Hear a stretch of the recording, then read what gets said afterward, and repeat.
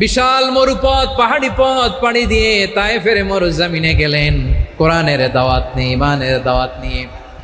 কিন্তু তায়েফের লোকেরা বিশ্বনবীর দাওয়াতকে শুধু প্রত্যাখ্যান করেই থামে নাই, তারা বিশ্বনবীর সাথে অত্যন্ত খারাপ আচরণ করেছে। বিশ্বনবীকে শারীরিকভাবে হেনস্থা করেছে, আমার নবীকে শারীরিকভাবে অত্যাচার করেছে, আমার পেয়ারা নবীর গায়ে পাথর মেরেছে, বিশ্বনবীর গা বেয়ে ঝরঝর করে রক্ত ঝরেছে, নবী জামিনের মধ্যে লুটিয়ে পড়েছেন, আবার মেরেছে, আবার নবী হাঁটতে শুরু করলেন, পেছন থেকে আবার মেরেছে, আবার নবী রক্তাক্ত হয়ে জামিনের মধ্যে লুটিয়ে পড়লেন, আবার মেরেছে। বিশ্বনবীর মতো এত সুশ্রী মানব, বিশ্বনবীর মতো এত শুভ্র মানব, বিশ্বনবীর মতো এমন চমৎকার দেহাবয়ব দিয়ে রব্বুল আলামিন কাউকে বানান নাই। এরকম চমৎকার মানুষটাকে তারা তায়েফের ওই জমিনে রক্তাক্ত করেছে। বিশ্বনবী দুনিয়ার কোনো স্বার্থের জন্য সেখানে যান নাই, নিজের কোনো লাভের জন্য, প্রাপ্তির জন্য যান নাই, তায়েফবাসীদের জাহান্নামের আগুন থেকে বাঁচাতে গিয়েছেন। ঠিক কিনা বলেন? খেয়ে না খেয়ে দিন প্রচারের কাজে নিজেকে দিয়েছ বিলিয়ে, তায়েফের কাফিরেরা চিনল না সে আলো, দুষ্ট ছেলেদের পিছু দিল লেলিয়ে, পাথরের আঘাতে ক্ষত বিক্ষত হয়ে সারা শরীর থেকে রক্ত ঝরে। হে রাসূল তোমাকে ভুলি আমি কেমন করে, হে রাসূল তোমাকে ভুলি আমি কেমন করে। পারেন না আপনারা? ধরুন আমার সাথে, হাজার ব্যথা বেদনার পরে ফিরে আসনি তুমি আপন ঘরে, দিনের আলো তুমি ছড়িয়ে দিতে চলে গেলে মদিনায় মক্কা ছেড়ে। হে রাসূল তোমাকে ভুলি আমি কেমন করে, হে রাসূল তোমাকে ভুলি আমি কেমন করে। ঠিক কিনা বলেন? প্রিয় ভাইরা, তায়েফের ছেলেরা নবীকে রক্তাক্ত করলো। আমার নবী কই যাবে? কই যাবে? মক্কায় জায়গা নাই, তায়েফে জায়গা নাই। তায়েফ থেকে ভারাক্রান্ত মন নিয়ে আমার নবী মক্কায় ফিরে আসলেন। বিশ্ব নবী মক্কায় ঢুকতে পারেন না।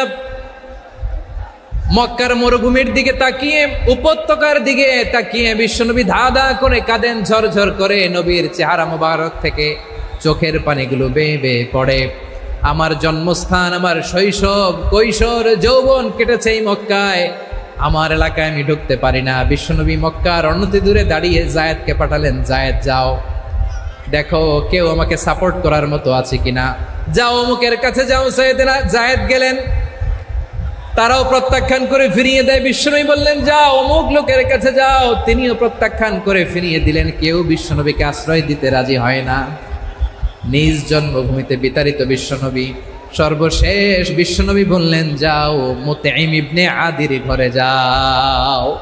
মুতঈম ইবনে আদি মুশরিক, তার কাছে যাও। গেলেন, মুতঈম ইবনে আদি রাজি হয়ে গেল। সুবহানাল্লাহ বলেন।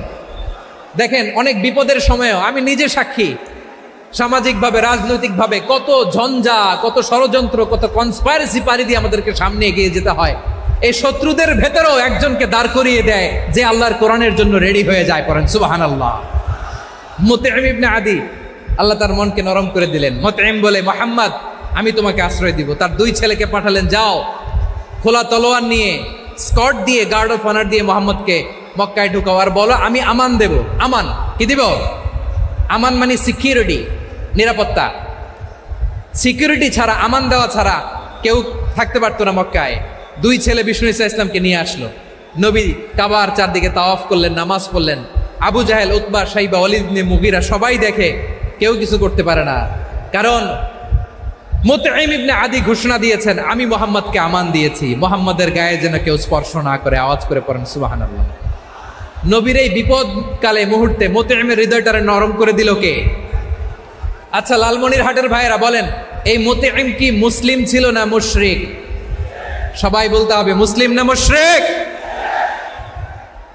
তাহলে মুশরিকের কাছ থেকে নবী পলিটিক্যাল অ্যাসাইলাম, আধুনিক রাষ্ট্রবিজ্ঞানের ভাষায় পলিটিক্যাল অ্যাসাইলাম, যেটাকে বলে রাজনৈতিক আশ্রয়, ওনার আমান বা নিরাপত্তার এই ঘোষণায় তিনি মক্কায় ঢুকলেন। যতদিন নিরাপত্তা ছিলেন।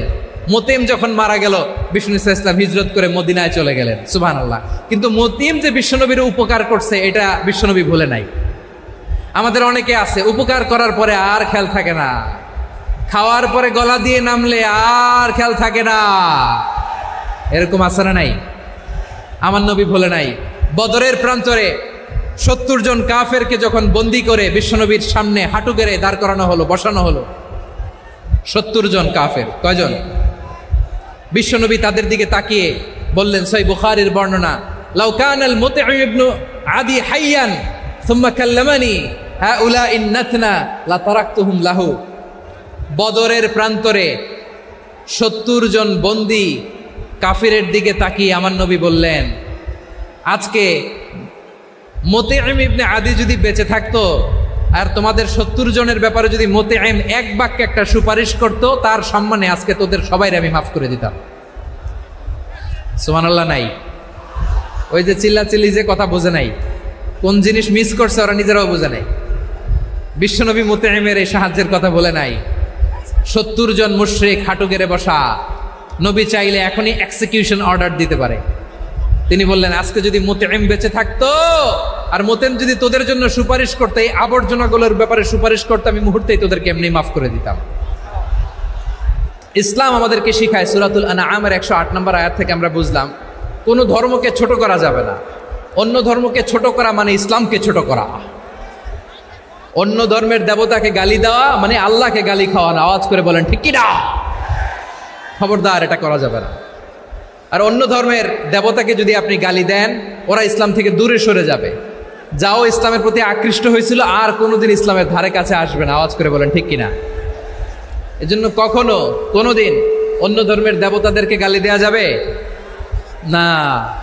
অন্য ধর্মের কোনো দেবতাদেরকে আমরা গালি দিব না, গালি দিব না, বরং ইসলামের beauty, the beauty of Islam, ইসলামের সৌন্দর্যকে আমরা তুলে ধরব। আমরা যদি বিশ্বনবী সাল্লাল্লাহু আলাইহি ওয়াসাল্লামের জীবনের দিকে তাকাই, তাহলে আমি দেখব বিষ্ণু ইসলাম মক্কাতে কিংবা মদিনাতে অন্য ধর্মের লোকদের সাথে খুব পিসফুলি লাইফ লিড করেছেন।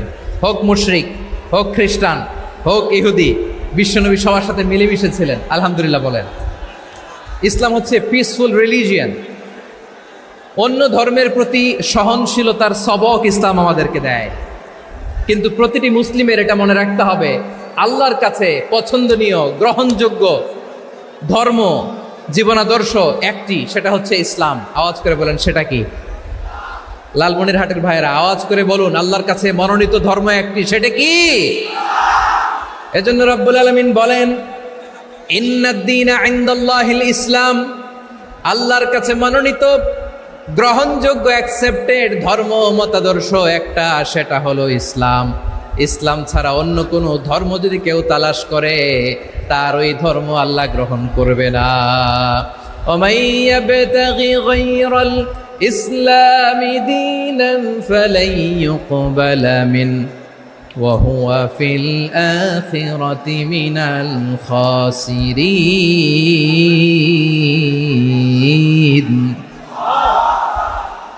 Whoever seek anything except Islam, that won't be accepted from him, and he will be loser in the day of judgment. কিয়ামতের দিন ইসলাম ছাড়া কেউ যদি অন্য কোনো ধর্ম তালাশ করেছে দুনিয়াতে, তার এই মতাদর্শ গ্রহণ করা হবে না।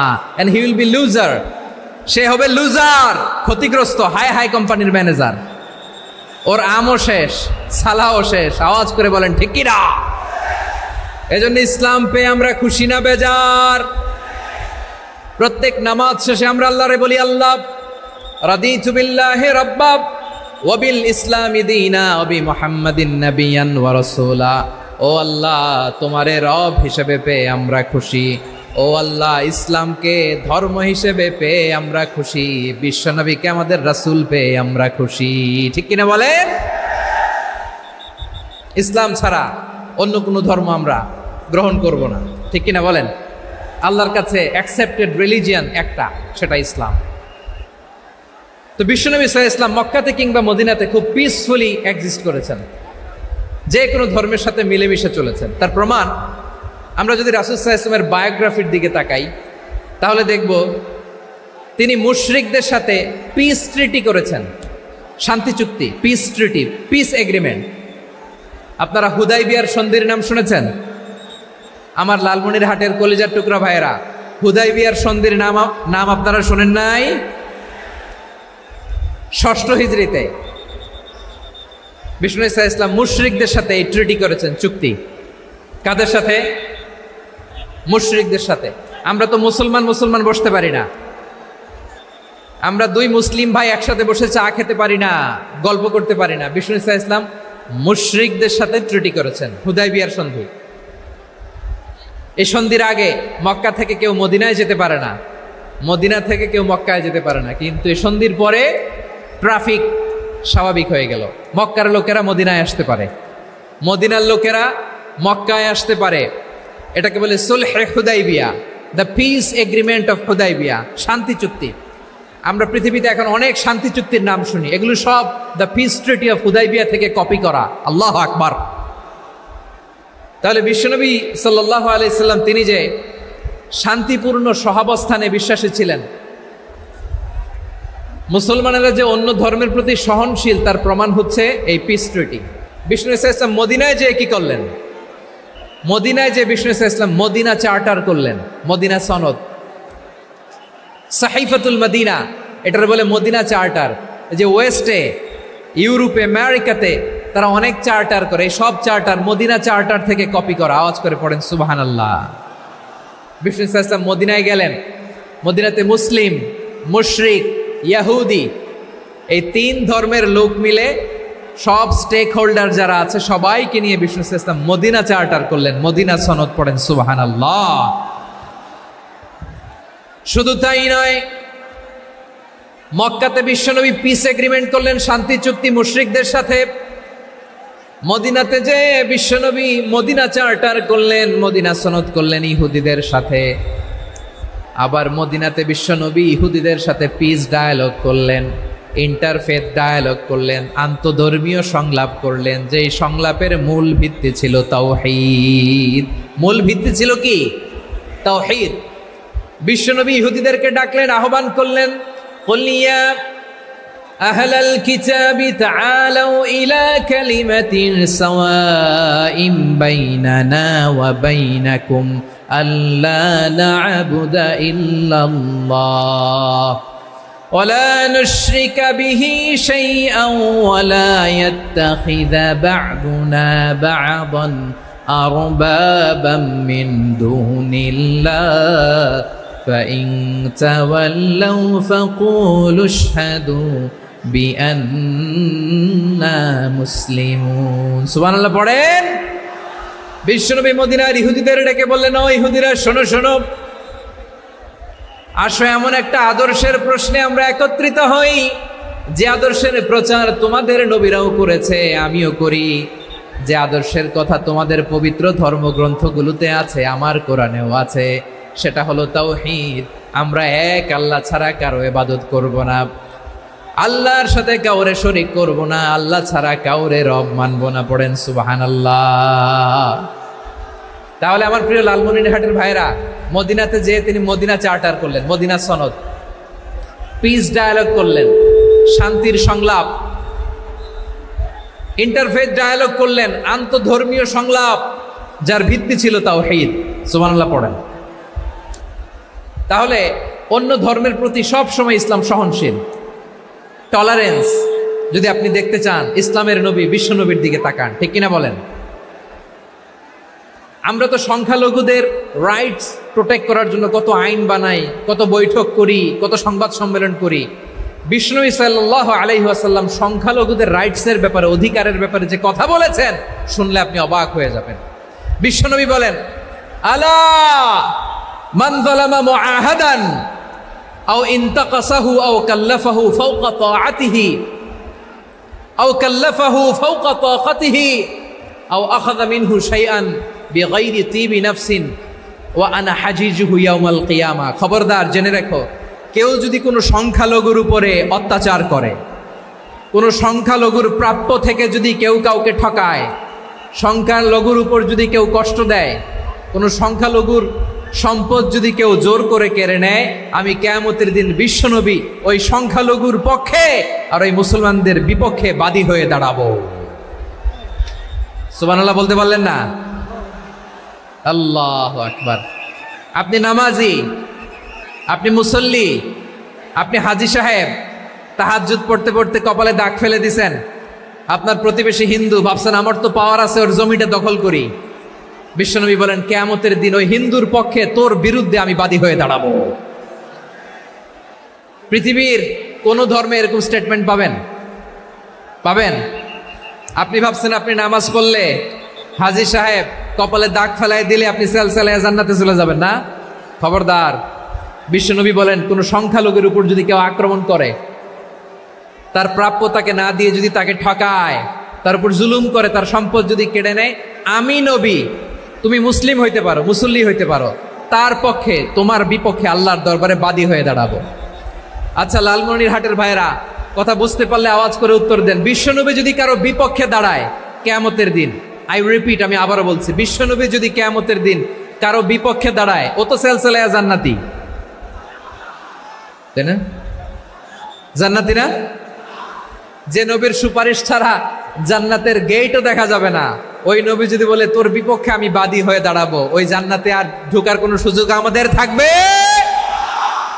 এখানেই শেষ না আমার প্রিয় লালমনিরহাটের ভাইয়েরা, এখানেই শেষ নয়। বিশ্বনবী বলেন মান কাতালা মুআহাদান, বুখারীর বর্ণনা, মান কাতালা মুআহাদান লাম ইয়ারাহ রাইহাতাল জান্নাহ। কেউ যদি, কোনো মুসলিম যদি অন্যায়ভাবে কোনো সংখ্যালঘুকে হত্যা করে, কোনো হিন্দুকে হত্যা করে, কোনো বৌদ্ধরে হত্যা করে, অন্যায়ভাবে কোনো মুসলিম যদি কোনো সংখ্যালঘুরে হত্যা করে, জান্নাতে যাওয়া তো দূরের কথা, ওই মুসলিম জান্নাতের ঘ্রাণও পাবে না।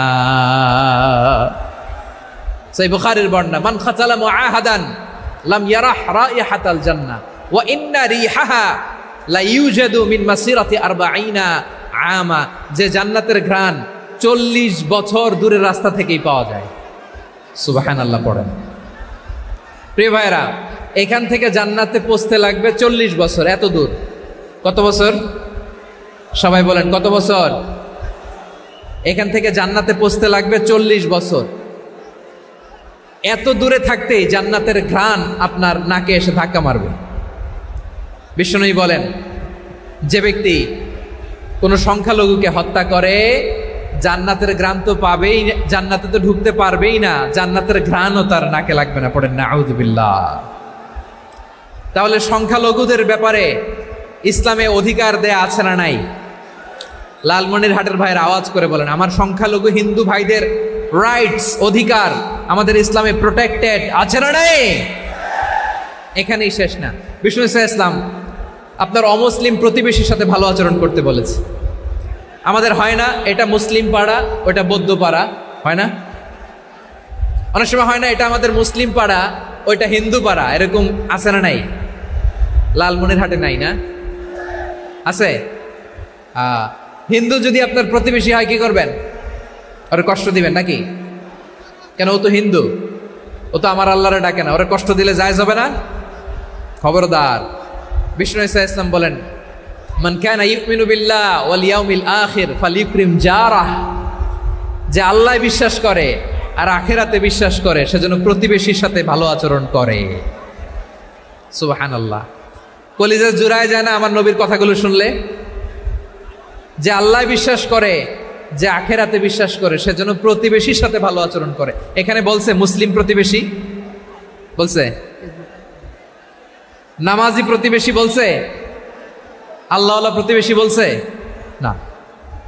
প্রতিবেশী আস্তিক হোক নাস্তিক হোক, প্রতিবেশী মুমিন হোক মুশরিক হোক, প্রতিবেশী হইলেই তার সাথে ভালো আচরণের দরকার আছে না নাই?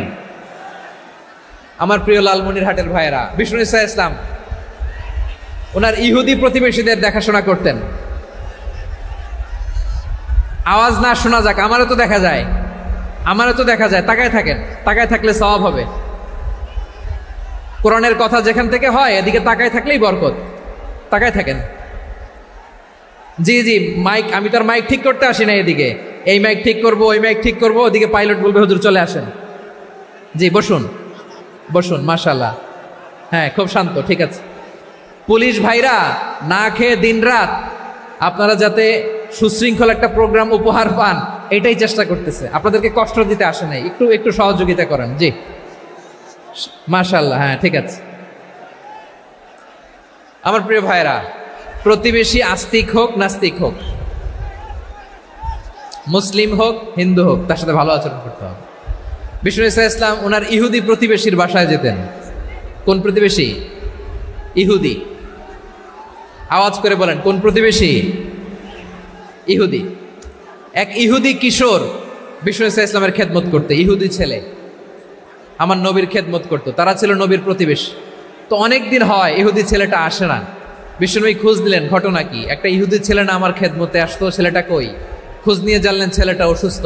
বিষ্ণু ইসলাম ওই ইহুদির বাড়িতে চলে গেলেন ওই ছেলেটাকে দেখা করার জন্য, ভিজিট করার জন্য। সুবহানাল্লাহ পড়বেন না?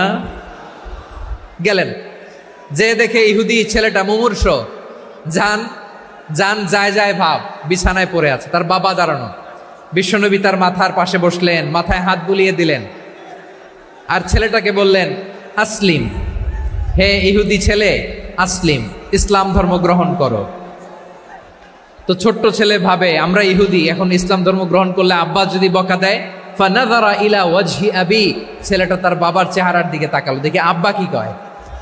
আব্বা যদি বলে তাইলে ইসলাম ধর্ম গ্রহণ করবে। ইহুদি ছেলেটা তার বাবার দিকে যখন তাকালো, ওর বাবা বলে আতি আবুল কাসিম, আবুল কাসিম যা বলে তাই করো। আবুল কাসিম হচ্ছে বিষ্ণু ইসলামের একটা কুনিয়াত, উপনাম। আমার রাসূলের বড় ছেলের নাম ছিল কাসেম। যেমন দেখবেন আমাদের এলাকায় কারো ছেলের বড় ছেলের নাম যদি হয় আব্দুল্লাহ, এরা আব্দুল্লাহর বাপ বলে ডাকে। কারো বড় মেয়ের নাম যদি হয় ফাতেমা, এরা কি ডাকে? ফাতেমার বাপ বলে না? তো বিষ্ণু ইসলামের বড় ছেলের নাম ছিল কাসেম। ইহুদি বাবা বলল আতি আবুল কাসেম, আবুল কাসেম যা বলে তাই শোনো, মানে মোহাম্মদ যা বলে তাই শোনো। এই কথা শুনে ছেলে সাহস পাইছে, ছেলে আবার পড়তে আরম্ভ করলো আশহাদু আল্লাহ ইলাহা ইল্লাল্লাহ ও আশহাদু আন্না মুহাম্মাদার রাসূলুল্লাহ, পড়েন আল্লাহু আকবার। বিশ্বনবীর আহ্বান শুনে ওই আহ্বানে সাড়া দিয়ে ইহুদি ছেলে শাহাদা পড়ে মুসলমান হয়ে গেল। তার হৃদয়টারে ইমানের নূর দিয়ে আলোকিত করে দিল কে? প্রিয় ভাইরা, এবার রাসূল সাল্লাল্লাহু আলাইহি ওয়াসাল্লাম বের হয়ে আসলেন ঘর থেকে, আর বললেন আলহামদুলিল্লাহিল্লাযী আনকাযাহু মিনান নার, প্রশংসা সে আল্লাহর যে আল্লাহ জাহান্নামে চলে যাচ্ছিল প্রায় এমন একটা লোককে মুহূর্তের মধ্যে কালেমায়ে শাহাদাতের বদৌলতে জান্নাতি বানায় দিলেন। আওয়াজ করে পড়েন সুবহানাল্লাহ। এই হাদিস থেকে আমরা কি শিখলাম? What is the moral of the story? এক নম্বর স্টোরি হলো, প্রতিবেশী ইহুদি হোক হিন্দু হোক, যাবেন, সুসম্পর্ক রাখবেন, উপহার দিবেন, বিপদে পাশে দাঁড়াবেন, তাইলেই তো আপনাদের প্রতি, মুসলমানদের প্রতি তারা আকৃষ্ট হবে, ঠিক কিনা বলেন?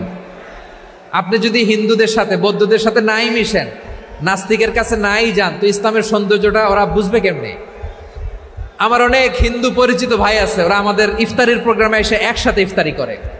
অনেক মদখোর আমার সাথে বসে একসাথে ডিনার করে, হাফ প্যান্ট পরা, গলায় স্বর্ণের চেইন, হাতে স্বর্ণের ব্রেসলেট, আইসা আমার সাথে ডিনার করছে, আছে এরকম। গাঁজাখোর, আমি বলে আসো, welcome welcome to my dinner, আসো বসো, বসলেই তো আমি ওর ডিএনএ, চিন্তার ডিএনএ চেঞ্জ করে দেওয়ার সুযোগ পাবো, চিল্লায় বলো ঠিক কি না? আসতে হবে আমার কাছে। Hour door is open, the door of Islam is open 24/7। সব সময় আমাদের ইসলামের দরজা আমার অমুসলিম ভাইদের জন্য খোলা আছে না নাই? এই হাদিস থেকে দুইটা শিক্ষা। এক নম্বর শিক্ষা, প্রতিবেশী মুসলিম হোক অমুসলিম হোক, যান, অসুস্থ হইলে একটু আপেল নিয়ে যান, আঙ্গুর নিয়ে যান, কমলা নিয়ে যান, তাদের সাথে ভালো আচরণ করেন। ইসলামের বিউটি দেখে, সৌন্দর্য দেখে অবাক হবে, নসিব ভালো হলে কোনোদিন কালিমা পড়ে মুসলমান হয়ে যাবে, ঠিক কিনা বলেন? তাহলে অমুসলিমের সাথে ভালো সম্পর্ক। বিশ্বনবী ইহুদির বাড়িতে গেলেন, ইহুদির বাড়ি, আর আমার মুসলমান ভাই আমার কাফের বলে, এরকম আছে না নাই? হ্যাঁ, মুসলিম মুসলিমরা দেখতে পারে না, সহ্য করতে পারে। বিশ্বনবী সাল্লাল্লাহু আলাইহি ওয়াসাল্লাম ইহুদির বাড়িতে গেলেন, এটা একটা শিক্ষা। আরেকটা শিক্ষা হলো, ভাইয়েরা ধাক্কা মারে এসে সামনে এসে কি লাভ? প্রোগ্রাম তো শেষ হচ্ছে, এখনই শেষ হচ্ছে, তো এই যে আমাদের বকশি ভাই ওয়াদা নিল, হাত তোলালো, মিম বলে এত কথা বলল, তো আমি জেলায় জেলায় যে খালি হাত নাড়াই তোমাদের জন্য নাকি? হ্যাঁ, হাত নাড়াই শুধু, এই ধাক্কাইতে ধাক্কাইতে এদিকে এসে হাত নাড়াইতেছে। হয়েছে তো, দেখলাম তো, ঠিক আছে, মাশাআল্লাহ, অনেক সুশৃঙ্খল, অন্যান্য যে কোনো জেলার জন্য সুশৃঙ্খল। আমার দিকে তাকাও, আমার দিকে তাকাও, ঠিক আছে। এই যে দাঁড়িয়ে আছে, একটা ছেলে নড়ে না, দেখছেন? মাশাআল্লাহ মাশাআল্লাহ মাশাআল্লাহ। হ্যাঁ, এইভাবেই। আর কয়েকটা মজাদার কথা আছে, শোনো। এই হাদিস থেকে আমাদের শিক্ষা হলো, আমার প্রতিবেশী যেই ধর্মের হোক আমি সম্পর্ক রাখবো। অসুস্থ হলে যাব, কি বলেন ভাইরা? যাবেন না? যাবেন না আপনারা? আচ্ছা, 2 নম্বর শিক্ষা হলো, বিষ্ণু ঈসা ইসলামের খাদেম ছিল ইহুদি, এতদিন খেদমত করলো, একদিনও বিশ্বনবী ওরা কালিমার দাওয়াত দেয় নাই। কারণ কি? বিশ্বনবী একটা ভালো সময়ের অপেক্ষা করতেছিলেন, প্রপার টাইমিং। দাঈর কাজ হচ্ছে দাঈ ইলাল্লাহ, সে হচ্ছে সুযোগ সন্ধানী। দাঈ সুযোগ খোঁজে, কখন দাওয়া দিলে ব্যাটে বলে হবে, ঝোপ বুঝে কোপ মারে, ঠিক কিনা বলেন? বিষ্ণু ঈসা ইসলাম ভালো সময়ের অপেক্ষা করতেছিলেন, দেখি ভালো সময় আসুক আসুক আসুক আসুক। আস্তে আস্তে এমন সময় আসছে, ছেলে এবার মুমূর্ষ। অসুস্থ ব্যক্তির হৃদয় অত্যন্ত নরম থাকে, হসপিটালে যখন কেউ যায় তার হৃদয়টা বড্ড নরম থাকে, মৃত্যুর ভয়ে তার অন্তরটা নরম থাকে, ঠিক কিনা বলেন? এই প্রপার টাইমিং এর অপেক্ষা করতেছিলেন। যখনই টাইমিং পেয়েছেন, দাওয়াত দিলেন, পড়ো লা ইলাহা ইল্লাল্লাহ, সুবহানাল্লাহ পড়েন সবাই। তাহলে ইসলাম অমুসলিম প্রতিবেশীর সাথে ভালো আচরণ করতে বলে। ইসলাম অমুসলিম মাতা পিতার সাথেও ভালো আচরণ করতে বলে। মাতা পিতা যদি অমুসলিম হয়, তারা ফেলে দিতে পারবেন? পারবেন? আমার লালমনিরহাটের ভাইয়েরা, অনেক হিন্দু ছেলে আমাদের হাতে শাহাদা পড়ে মুসলিম হয়, কিন্তু ওর মা মুসলমান হয় নাই, বাবাও হয় নাই, এরকম আছে না নাই? তো ও হয়েছে মুসলিম, মা বাপ হিন্দু, এখন মা বাপ কি বাদ? হ্যাঁ, মা বাপ বাদ দেয়া যাবে? যেই মা আপনার 9 মাস 8 মাস পেটে ধারণ করলো, আপনার মায়ের নার ছেঁড়া ধন, আপনি ওই মারে বাদ দিতে পারবেন? যে মায়ের বুকের তাজা দুধ খেয়ে আপনি আজকে বাড়ন্ত তাজা তরতাজা, ওই মারে বাদ দেয়া যাবে? মায়ের এক ধারে দুধের দাম, কাটিয়া গায়ের চাম, পাপুষ বানাইলে ঋণের শোধ হবে না, এমন দরদি ভাবে কেউ হবে না আমার মাহাগো। মায়ের এক ধারে দুধের দাম, কাটিয়া গায়ের চাম, পাপুষ বানাইলে ঋণের শোধ হবে না, এমন দরদি ভাবে কেউ হবে না আমার মাহাগো, ঠিক কিনা? মাকে তো বাদ দেয়া যায় না। وَقَضَى رَبُّكَ أَلَّا تَعْبُدُوا إِلَّا إِيَّاهُ وَبِالْوَالِدَيْنِ إِحْسَانًا। আল্লাহ বলে, অবধারিত 2টা ভার্ডিক্ট তোমাদের জন্য, এক আল্লাহর ইবাদত করবা আর মা বাবার প্রতি ইহসান করবা। আদেশটা কার? মা বাবার প্রতি ইহসান করতে হবে। আমার মা হিন্দু হোক, ভালো আচরণ করতে হবে, বৌদ্ধ হোক, ভালো আচরণ করতে হবে।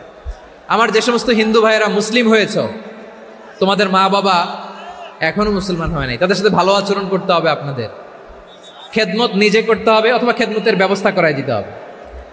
মান্থলি যে খরচ লাগে এটা দিতে হবে। আরে তুমি এখন মুসলিম, তোমার মা বাবা হিন্দু, এখনই তো সুযোগ ইসলামের সৌন্দর্য দেখানো। এখন মা বাবা যদি দেখে, আরে এটা হিন্দু থাকতে তো বদমাইশ ছিল, বেয়াদব ছিল, কি এমন ধর্ম সে গ্রহণ করলো যেটা গ্রহণের সাথে সাথে সে পাল্টে গেল? কি এমন ধর্ম সে গ্রহণ করেছে যেটা তার জীবনকে আলোকিত করে দিয়েছে? নসিব ভালো হইলে তারাও কালিমা পড়ে মুসলমান হয়ে যাবে। বিষ্ণু ঈসা ইসলামের স্ত্রীর নাম ছিল আয়েশা রাদিয়াল্লাহু তাআলা আনহা, আবু বকর রাদিয়াল্লাহু তাআলা আনহুর মেয়ে। আবু বকর রাদিয়াল্লাহু তাআলা আনহুর আরেক মেয়ের নাম হচ্ছে আসমা। কি নাম? দুজনই আবু বকর রাদিয়াল্লাহু তাআলা আনহুর মেয়ে, আসমা আর আয়েশা। নাম দুইটা কেমন লাগে? আসমা নামটা কেমন লাগে? আয়েশা নামটা কেমন লাগে? সবার ভালো লাগে নাই? নাম দুটো আপনাদের ভালো লাগে? লালমনিরহাটে অনাগত যদি কন্যা সন্তান হয়, যদি মনে চায় আসমা রেখে দিতে পারবেন। যদি মনে চায় আয়েশা রেখে দিয়েন। দেশে বিদেশে এয়ারপোর্টে রাস্তাঘাটে শুধু বলে হুজুর একটা নাম দেন, আমার ছেলের একটা নাম দেন, মেয়ের একটা নাম দেন। তো আমার মনে আছে যশোরের আদ্দিনের মাহফিলে আমি একটা দুইটা নাম দিয়েছিলাম। আজকে লালমনিরহাটের এই প্রোগ্রামে কন্যা সন্তান যদি হয় দুটা নাম দিলাম, আসমা কিংবা আয়েশা। ইনশাআল্লাহ পড়েন। দুজন বোন, এক মায়ের না, বাবা এক মা দুইজন। আয়েশা রাদিয়াল্লাহু তাআলা আনহার মায়ের নাম উম্মে রুমান, আর আসমা রাদিয়াল্লাহু তাআলা আনহার মায়ের নাম কুতাইলা বিনতে আব্দুল উজ্জা। আবু বকর রাদিয়াল্লাহু তাআলা আনহু 4টা বিয়ে করেছিলেন। তো একই ঘটনা ঘটেছে এই ফ্যামিলিতে। আসমা ইসলাম ধর্ম গ্রহণ করে মুসলিমা, কিন্তু তার মা কুতাইলা মুশরিকা। আই রিপিট, বোঝার জন্য আমি আবারও বলি, আসমা রাদিয়াল্লাহু তাআলা আনহা মুসলিমা, আর আসমার মা কুতাইলা, আওয়াজ করে বুঝে থাকলে বলেন, আসমার মা মুশরিকা। তার মানে মেয়ে মুসলিম, মা অমুসলিম। ভেজাল আছে না নাই? কিন্তু কুতাইলা আর ধৈর্য ধারণ করতে পারে না। নার ছেড়া ধন, কলিজার টুকরা ধন, কলিজার টুকরা সন্তান। আসমারে দেখতে বড্ড মন চায়। সাইয়েদানা আসমা রাদিয়াল্লাহু তাআলা আনহা মক্কা থেকে হিজরত করে মদিনায় চলে গেলেন হুদাইবিয়ার পর। যখন মক্কা মদিনার ট্রাফিক স্বাভাবিক হলো, মক্কার লোক মদিনায় যায়, মদিনার লোক মক্কায় আসে। কুতাইলা কলিজার টুকরা সন্তান আসমারে দেখার জন্য কিছু উপহার নিয়ে বিশাল মরুপথ পাড়ি দিয়ে মক্কা থেকে মদিনায় যায়। সুবহানাল্লাহ বলেন। এখন মা আসছে মেয়ের সাথে দেখা করতে, মেয়ে তো আর দেখা দেয় না। মেয়ে ভাবছে আমার মা তো মুশরিকা, অপবিত্রা, তার সাথে কি দেখা দেয়া যাবে? বিশ্বনবীর দরবারে চলে গেলেন। সুবহানাল্লাহ বলেন। কি সৌভাগ্যবান ছিল তারা, মাসলা জানার দরকার হলেই নবীর দরবারে চলে যেত।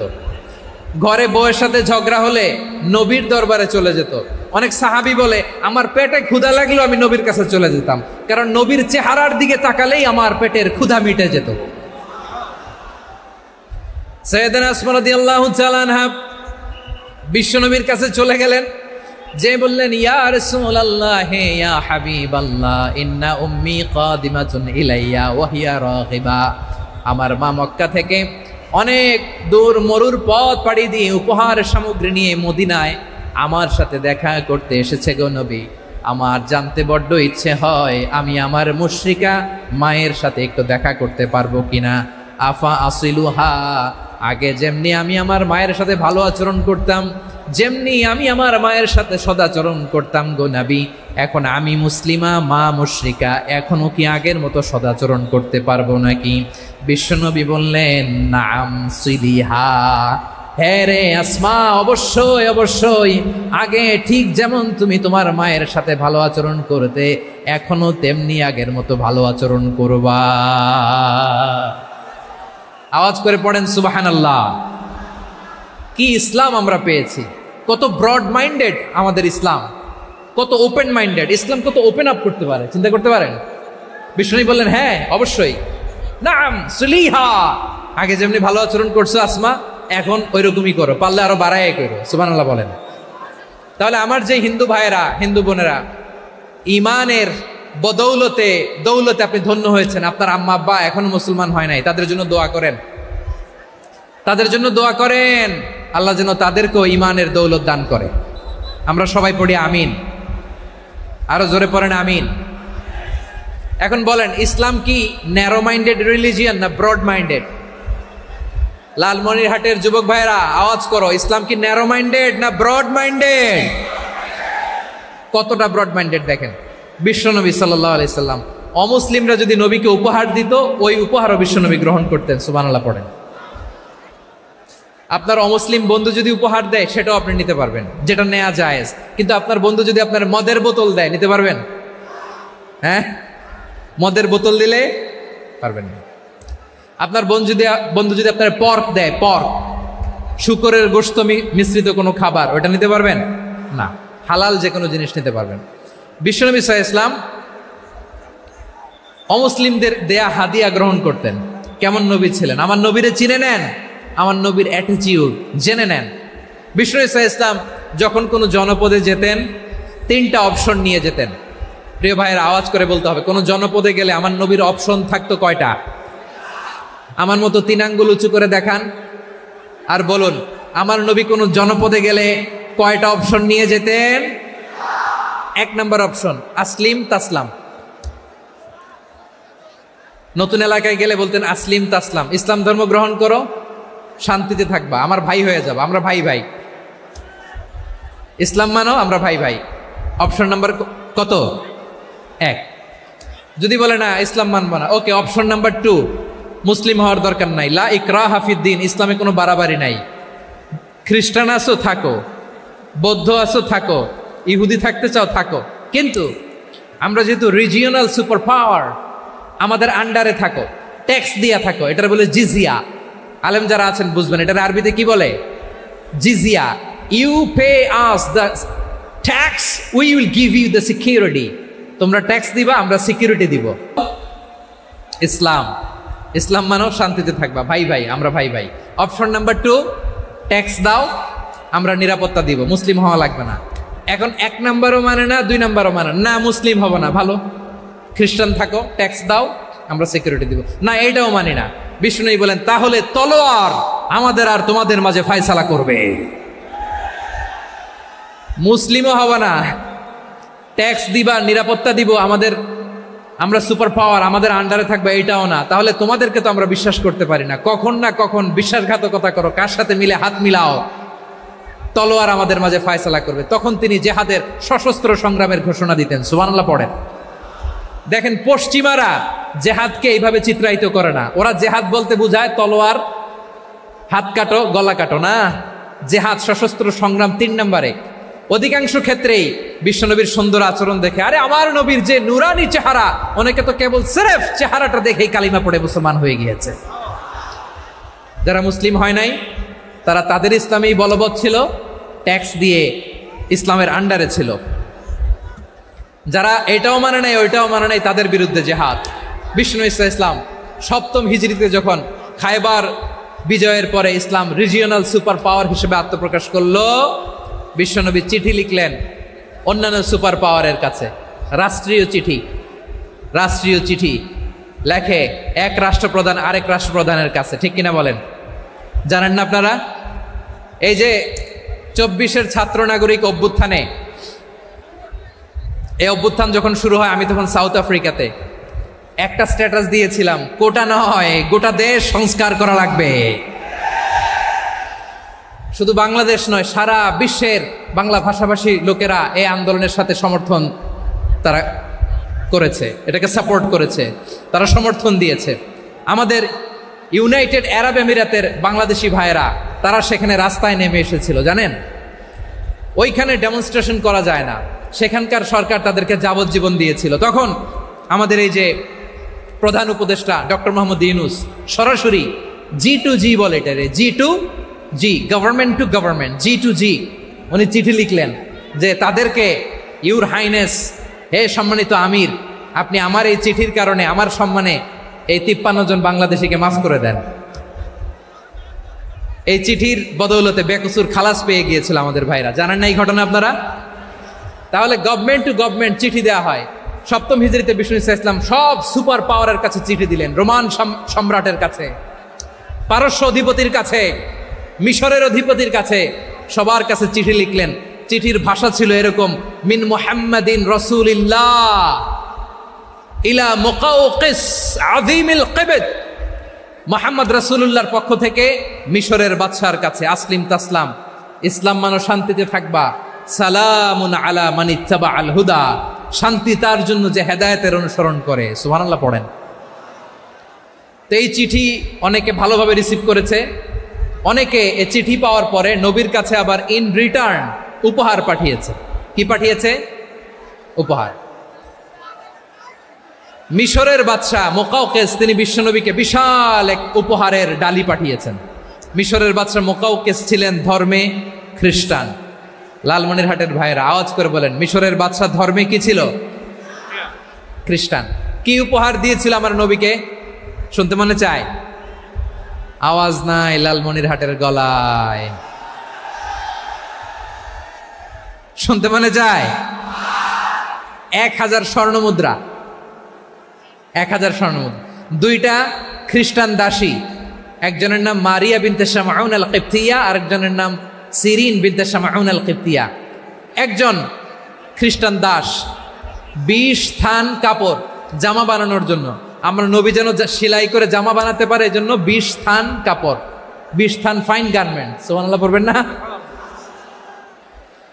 এরপরে একটা গাধা যেটার নাম ছিল উফাইর, আর একটা খচ্চর, এটার নাম ছিল দুলদুল।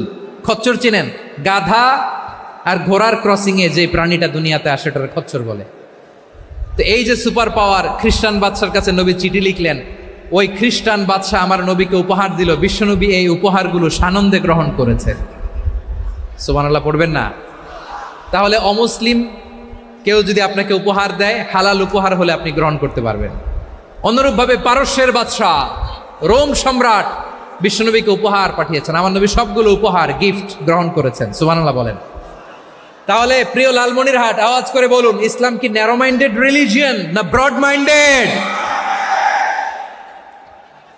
আম্মাজান আয়েশার কাছে মাসালা জানতে চায় মেয়েরা, হে আম্মাজান, অগ্নি উপাসকেরা তাদের ঈদের দিন নওরোজের সময় আমাদেরকে পাখি দেয়, নেওয়া যাবে?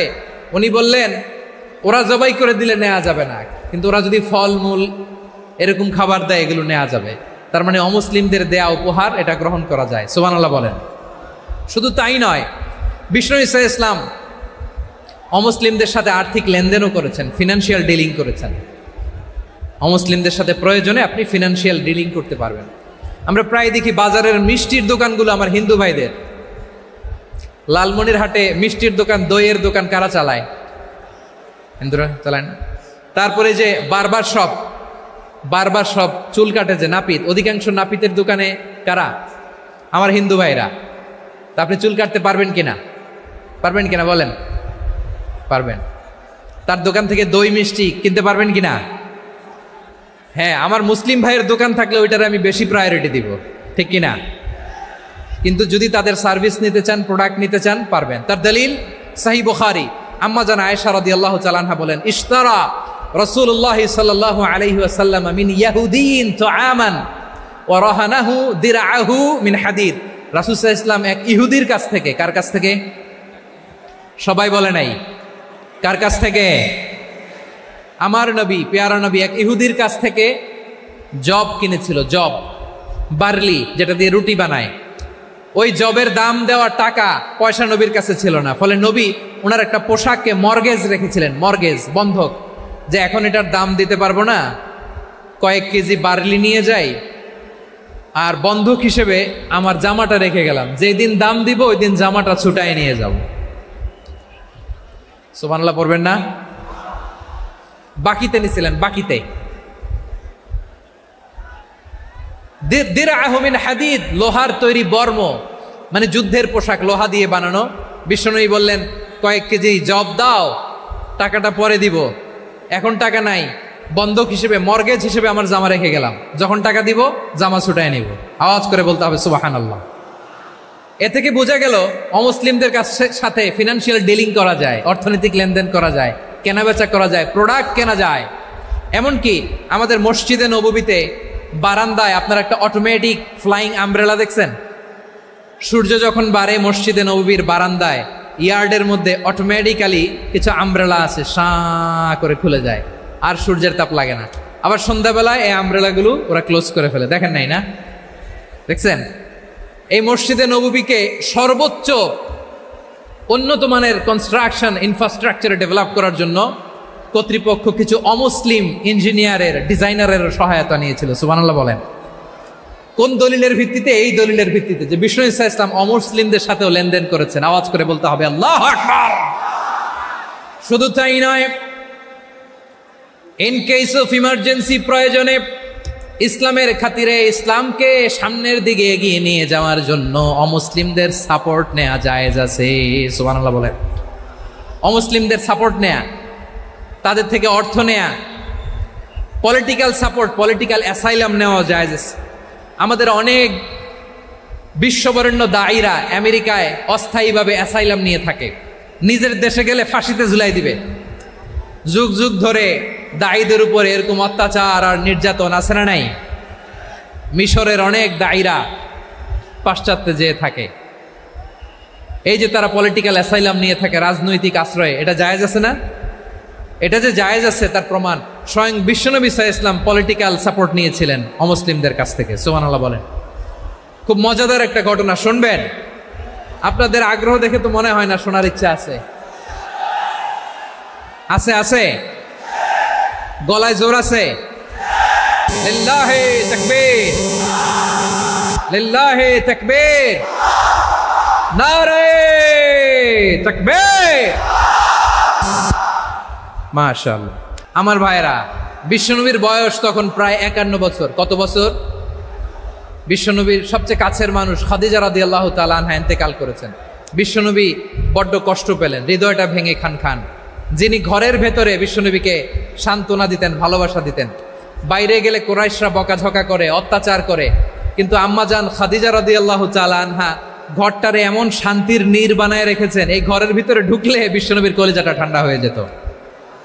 এজন্য রব্বুল আলামিন বলেন, খাদিজা, ও আমার বান্দি খাদিজা, জান্নাতে এমন স্পেশাল একটা ঘর আমি তোমার জন্য রেডি করে রেখেছি। ওই ঘরের মধ্যে কোনো আওয়াজ নাই, ওই ঘরের মধ্যে কোনো নয়েজ নাই, ওই ঘরে কোনো বিশৃঙ্খলা নাই।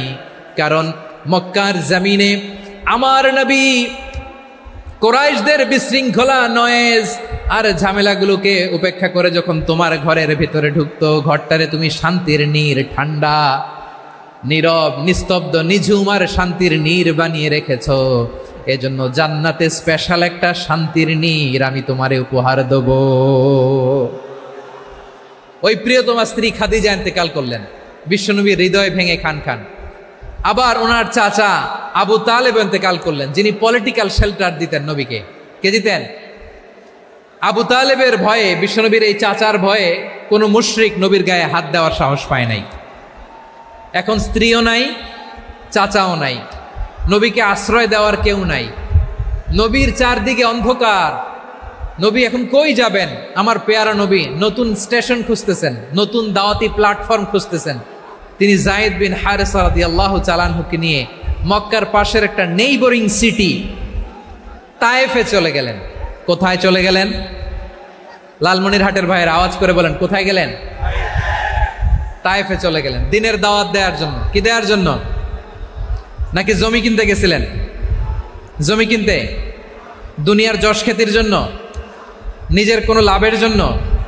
তায়েফবাসীদেরকে জাহান্নামের আগুন থেকে বাঁচানোর জন্য। আওয়াজ করে বলতে হবে, ঠিক কিনা? বিশ্বনবী বিশাল মরুপথ, পাহাড়ি পথ পাড়ি দিয়ে তায়েফের মরুজমিনে গেলেন কোরআনের দাওয়াত নিয়ে, ইমানের দাওয়াত নিয়ে। কিন্তু তায়েফের লোকেরা বিশ্বনবীর দাওয়াতকে শুধু প্রত্যাখ্যান করেই থামে নাই, তারা বিশ্বনবীর সাথে অত্যন্ত খারাপ আচরণ করেছে, বিশ্বনবীকে শারীরিকভাবে হেনস্থা করেছে, আমার নবীকে শারীরিকভাবে অত্যাচার করেছে, আমার পেয়ারা নবীর গায়ে পাথর মেরেছে, বিশ্বনবীর গা বেয়ে ঝরঝর করে রক্ত ঝরেছে, নবী জামিনের মধ্যে লুটিয়ে পড়েছেন, আবার মেরেছে, আবার নবী হাঁটতে শুরু করলেন, পেছন থেকে আবার মেরেছে, আবার নবী রক্তাক্ত হয়ে জামিনের মধ্যে লুটিয়ে পড়লেন, আবার মেরেছে। বিশ্বনবীর মতো এত সুশ্রী মানব, বিশ্বনবীর মতো এত শুভ্র মানব, বিশ্বনবীর মতো এমন চমৎকার দেহাবয়ব দিয়ে রব্বুল আলামিন কাউকে বানান নাই। এরকম চমৎকার মানুষটাকে তারা তায়েফের ওই জমিনে রক্তাক্ত করেছে। বিশ্বনবী দুনিয়ার কোনো স্বার্থের জন্য সেখানে যান নাই, নিজের কোনো লাভের জন্য, প্রাপ্তির জন্য যান নাই, তায়েফবাসীদের জাহান্নামের আগুন থেকে বাঁচাতে গিয়েছেন। ঠিক কিনা বলেন? খেয়ে না খেয়ে দিন প্রচারের কাজে নিজেকে দিয়েছ বিলিয়ে, তায়েফের কাফিরেরা চিনল না সে আলো, দুষ্ট ছেলেদের পিছু দিল লেলিয়ে, পাথরের আঘাতে ক্ষত বিক্ষত হয়ে সারা শরীর থেকে রক্ত ঝরে। হে রাসূল তোমাকে ভুলি আমি কেমন করে, হে রাসূল তোমাকে ভুলি আমি কেমন করে। পারেন না আপনারা? ধরুন আমার সাথে, হাজার ব্যথা বেদনার পরে ফিরে আসনি তুমি আপন ঘরে, দিনের আলো তুমি ছড়িয়ে দিতে চলে গেলে মদিনায় মক্কা ছেড়ে। হে রাসূল তোমাকে ভুলি আমি কেমন করে, হে রাসূল তোমাকে ভুলি আমি কেমন করে। ঠিক কিনা বলে? প্রিয় ভাইরা, তায়েফের ছেলেরা নবীকে রক্তাক্ত করলো। আমার নবী কই যাবে? কই যাবে? মক্কায় জায়গা নাই, তায়েফে জায়গা নাই। তায়েফ থেকে ভারাক্রান্ত মন নিয়ে আমার নবী মক্কায় ফিরে আসলেন। বিশ্ব নবী মক্কায় ঢুকতে পারেন না। মক্কার মরুভূমির দিকে তাকিয়ে, উপত্যকার দিকে তাকিয়ে বিশ্বনবী ধা ধা করে কাঁদেন, ঝরঝর করে। নবীর চেহারা মোবারক থেকে চোখের পানিগুলো বেয়ে বেয়ে পড়ে। আমার জন্মস্থান, আমার শৈশব, কৈশোর, যৌবন কেটেছে এই মক্কায়। আমার এলাকায় আমি ঢুকতে পারি না। বিশ্বনবী মক্কার অনতি দূরে দাঁড়িয়ে জায়েদকে পাঠালেন, জায়েদ যাও দেখো কেউ আমাকে সাপোর্ট করার মতো আছে কিনা, যাও অমুকের কাছে যাও। জায়েদ গেলেন, তারাও প্রত্যাখ্যান করে ফিরিয়ে দেয়। বিশ্বনবী বললেন যাও অমুক লোকের কাছে যাও, তিনিও প্রত্যাখ্যান করে ফিরিয়ে দিলেন। কেউ বিশ্বনবীকে আশ্রয় দিতে রাজি হয় না। নিজ জন্মভূমিতে বিতাড়িত বিশ্বনবী, সর্বশেষ বিশ্বনবী বললেন যাও মুতঈম ইবনে আদির ঘরে যাও। মুতঈম ইবনে আদি মুশরিক, তার কাছে যাও। গেলেন, মুতঈম ইবনে আদি রাজি হয়ে গেল। সুবহানাল্লাহ বলেন। দেখেন, অনেক বিপদের সময়ও আমি নিজে সাক্ষী, সামাজিকভাবে রাজনৈতিকভাবে কত ঝঞ্ঝা, কত ষড়যন্ত্র, কত কনস্পাইরেসি পাড়ি দিয়ে আমাদেরকে সামনে এগিয়ে যেতে হয়। এই শত্রুদের ভেতরেও একজনকে দাঁড় করিয়ে দেয় যে আল্লাহর কোরআনের জন্য রেডি হয়ে যায়। পড়েন সুবহানাল্লাহ।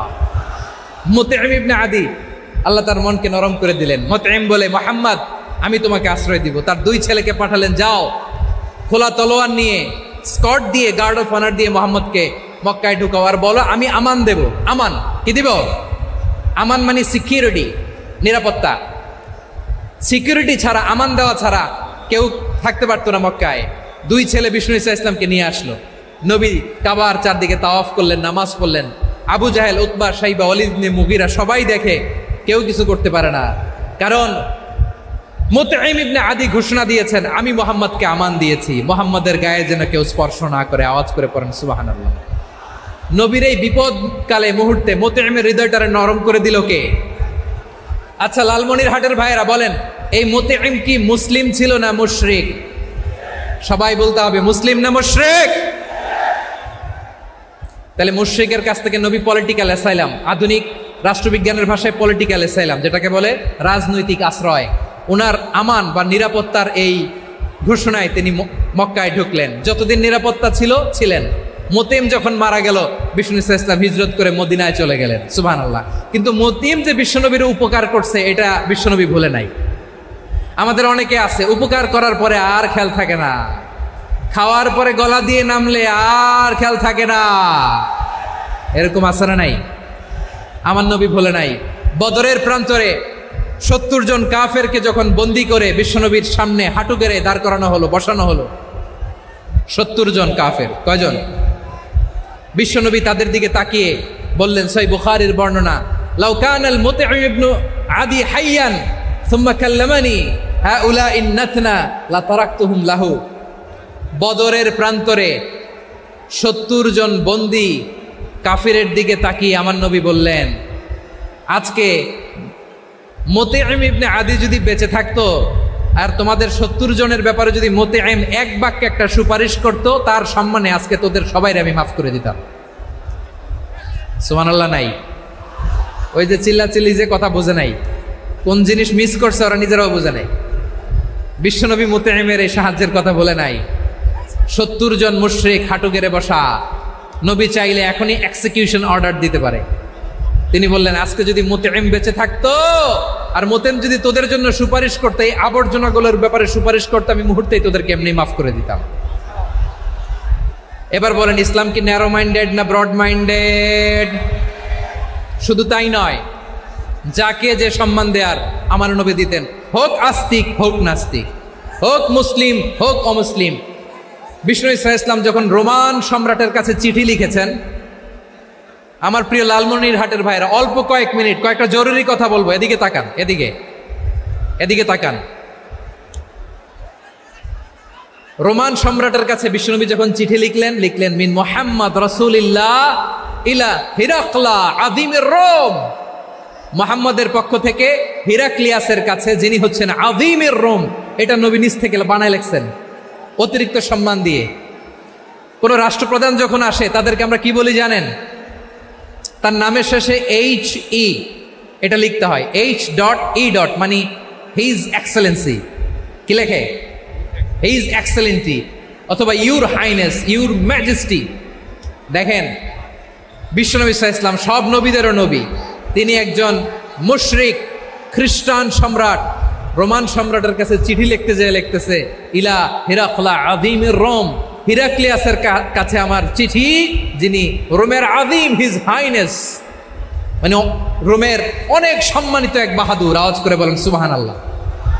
তার মানে যাকে যে সম্মান দেয়ার এটা বিশ্বনবী দিতেন। এমনকি যেই ইহুদিরা ভালো ছিল, এই ইহুদিদেরও প্রশংসা করেছেন বিশ্বনবী মুহাম্মদুর রাসূলুল্লাহ সাল্লাল্লাহু আলাইহি ওয়াসাল্লাম। এক ইহুদির প্রশংসা করেছেন বিশ্বনবী। ইহুদির কার? আমি তো আমার ভাইয়ের প্রশংসা করি না, আমি তো এক আলেম আরেক আলেমরে স্পেস দেই না, আমি তো এক দায়ী আরেক দায়ীর সাথে বসতে চাই না। আমার নবী ইহুদির প্রশংসা করে। কার প্রশংসা? ওই ইহুদির নাম ছিল মুখাইরিক। সিরাত গ্রন্থ ঘাটলে পাবেন। তিনি বলেছেন, মুখাইরিক খাইরু ইয়াহুদ, Mukhayriq is the best of the Jews. জুইশদের মধ্যে সে সবচেয়ে ভালো। কেন প্রশংসা করলেন তার? এর কারণ মদিনা চার্টারে কথা ছিল সব ধর্মের মুসলিম, মুশরিক, ইহুদিরা মিলে মদিনাকে রক্ষা করবে। কিন্তু তৃতীয় হিজরিতে যখন উহুদের যুদ্ধ শুরু হলো, সবার কথা ছিল যেই আক্রমণ করে আমরা মদিনাকে বাঁচাবো। কোন শহরকে বাঁচাবো? মদিনাকে। কিন্তু কুরাইশরা যখন অ্যাটাক করলো, ইহুদিরা আর আসে না, ইহুদিরা আর বেরোয় না। বিষ্ণু বললেন, ওহে ইহুদিরা, তোমরা না চুক্তি করলে আমার সাথে যে মদিনা বাঁচাতে সবাই ঝাঁপিয়ে পড়বো, আসো। একটা ইহুদিও বেরোয় না, কেউ আসে না সেদিন, একজন ছাড়া। তার নাম মুখাইরেক। তার নাম কি? মুখাইরেক বাহাদুরের মতো ঘোড়সাওয়ার হয়ে বেরিয়ে গেলেন এবং বললেন, গোটা ইহুদি সাম্রাজ্যের একজনও যদি না আসে, আমি মুখাইরেককে কেউ ঘরে আটকে রাখতে পারবে না। বেরিয়ে আসলেন, এসে বললেন, আমি মুহাম্মদের পক্ষে যুদ্ধ করব। আমি মারা গেলে আমার সম্পদ আমার উত্তরাধিকারীরা পাবে না, আমার সম্পদ তোমরা মুহাম্মদকে দিয়ে দিবা। সুবহানাল্লাহ বলেন। উহুদের ময়দানে 70 জন মুসলমান শহীদ হলো। এই ইহুদি, সেও মুসলমানের পক্ষে যুদ্ধ করে নিহত হলো। সুবহানাল্লাহ বলেন। মুসলিমদের লাশ যখন নিয়ে আসা হলো, এই মুখাইরিকের লাশও নিয়ে আসা হলো। মুসলিমদের লাশের পাশে মুখাইরিকের লাশ দেখে বিশ্বনবী মুখাইরিকের প্রতি অনেক খুশি হলেন। আর বিশ্বনবী খুশি হয়ে বললেন, মুখাইরিক খায়রু ইয়াহুদ, মুখাইরিক যদিও তুমি ইহুদি, তারপরে তুমি সব ইহুদিদের মধ্যে সেরা ইহুদি। পড়েন সুবহানাল্লাহ। আমার নবী ইহুদিকেও সম্মান দিতে কার্পণ্য করে নাই। আওয়াজ করে বলেন আল্লাহু আকবার। প্রিয় ভাইরা, এবার সর্বশেষ আওয়াজ করে বলেন, ইসলাম কি ন্যারো মাইন্ডেড নাকি ব্রড মাইন্ডেড? সবাই বলেন, ন্যারো মাইন্ডেড না ব্রড মাইন্ডেড? এজন্য অমুসলিম হইলেই তারা আমাদের শত্রু নয়। শত্রু কারা? এই লালমনিরহাটের ভাইরা শোনেন, শত্রু কারা? যে সমস্ত অমুসলিম আমাদেরকে নিশ্চিহ্ন করে দিতে চায়, যে সমস্ত অমুসলিম আমাদের ভূখণ্ড থেকে আমাদেরকে তাড়িয়ে দিতে চায়, যে সমস্ত অমুসলিম আমার ধর্ম নিয়ে তুচ্ছতাচ্ছিল্য করে চিল্লায় বলেন ঠিক কিনা, তারা আমাদের শত্রু। সাধারণ অমুসলিমরা আমার শত্রু নয়। এই যে হিন্দুরা থাকে, এরা আমার ভাই, বৌদ্ধরা আমার ভাই, খ্রিস্টানরা আমার ভাই, ইহুদিরা আমার ভাই। তারা দিনই ভাই নয়, তারা মায়ের পেটের ভাই নয়, তারা মানবিক দিক থেকে ভাই। ও মানুষ, আমিও মানুষ। ইসলাম মানুষকে সম্মান করে, চিল্লায় বলো ঠিক কিনা। যারা আমাদের অস্তিত্বকে নিশ্চিহ্ন করতে চায়, যারা আমাদের ভূখণ্ডকে দখল করতে চায়, যারা আমাদেরকে নিয়ে মকারি করে, ফান করে, টিটকারি করে, আমার ধর্ম নিয়ে খেলা করে, তাচ্ছিল্য করে, ওদের বিরুদ্ধে আমাদের জিহাদ। সাধারণ মুসলিম আমাদের শত্রু নয়। আপনি জানেন নিউ ইয়র্কে, আমি তো নিউ ইয়র্কে ছিলাম অনেকদিন, ওখানে ফিলিস্তিনিদের পক্ষে যখন আমরা মিছিল করেছি অনেক ইহুদি আমাদের সাথে মিছিলে দাঁড়িয়েছে, কারণ ওরাও জানে এই ভূখণ্ড ফিলিস্তিনিদের ভূখণ্ড। আওয়াজ করে বলো লালমনিরহাট ঠিক কিনা। ইসরায়েলের রাজধানী খোদ তেল আবিবে অনেক ইহুদিরা বেঞ্জামিন নেতানিয়াহু তার বিরুদ্ধে মিছিল করেছে। তো তারা কি আমাদের শত্রু? না। অনেক খ্রিস্টান আমাদের সাথে আমাদের স্বার্থ রক্ষায় আমাদের পাশে দাঁড়িয়েছে। খেয়াল রাখবেন, হিন্দু আর হিন্দুত্ববাদ এক নয়, ইহুদি ধর্ম আর জায়নিজম এক নয়। জায়নিজমের বিরুদ্ধে আমাদের সংগ্রাম, আমাদের জেহাদ। চিল্লায় বলেন ঠিক কিনা। এই যে ফিলিস্তিনের ভাইয়েরা, তারা তাদের স্বাধীনতা সংগ্রামের জন্য লড়াই করছে, করে যাচ্ছে, আমরা এটাকে সমর্থন জানাই। চিল্লায় বলো ঠিক কিনা। কাশ্মীরের ভাইয়েরা স্বাধীনতার জন্য সংগ্রাম করছে, আমরা সেই সংগ্রামকে সমর্থন জানাই। আওয়াজ করে বলো ঠিক কিনা। যারাই আমাদের ইসলামকে নিশ্চিহ্ন করতে চায় তাদের বিরুদ্ধে আমাদের সংগ্রাম। আওয়াজ করে বলতে হবে ঠিক কিনা। ওই সমস্ত দুর্বৃত্তদের সাথে আমাদের কোনো সম্পর্ক নাই। আমরা যদি ঐক্যবদ্ধ থাকতে পারি, ওই দুর্বৃত্তরা চান্স পায় না। আমরা ঐক্যবদ্ধ থাকতে রাজি আছি। লালমনিরহাটের ভাইয়েরা, আমরা ঐক্যবদ্ধ থাকলে ওই দুর্বৃত্তদের কালো হাত ভেঙে দিতে আমাদের সময় লাগবে না। তাদের কালো হাত ভেঙে দিতে রাজি আছে মুসলমান? কারা কারা রাজি? দু হাত তুলে দেখাও।